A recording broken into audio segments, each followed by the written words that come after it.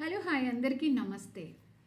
ఈరోజు సబ్జెక్ట్ విప్లవం, ప్రశ్నించే తత్వం, తిరగబాటు.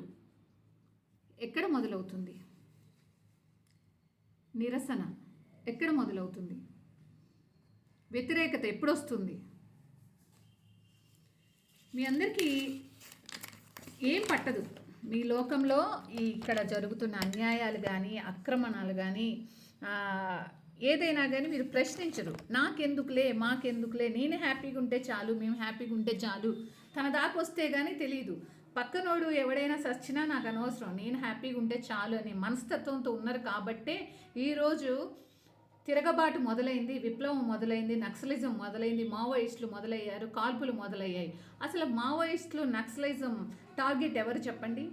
ఎవరు కడుపు రగిలితే, ఎవరికి అన్యాయం జరిగితే భూదందాలు జరుగుతున్నాయి.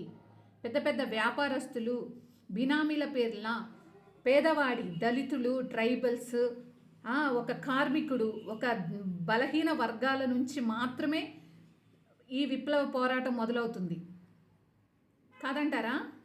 100%. ఒక గవర్నమెంట్ ఆఫీస్కి వెళ్ళినప్పుడు నీకు ఇచ్చే గౌరవం ఏంటి, నీకు జరిగేటువంటి న్యాయం ఏంటి, నీకు బెనిఫిట్స్ ఏంటి? ఏమీ జరగవు. ఎందుకంటే నెలలు తిప్పుతూ ఉంటాడు. వీడికి ఏదో ఈ సీటు ఇదని ఎందుకు తిప్పుతూ ఉంటారంటే అక్కడ కావాల్సింది డబ్బు, అక్రమ సంపాదన.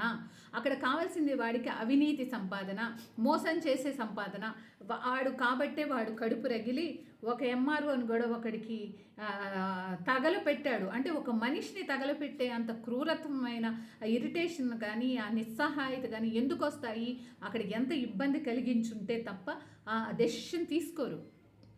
నేను ఇది సమర్థించడం లేదు, కానీ జరుగుతున్న దాన్ని ఎక్కడ ఆదిలోనే ఎందుకు తుంచలేదు, దాన్ని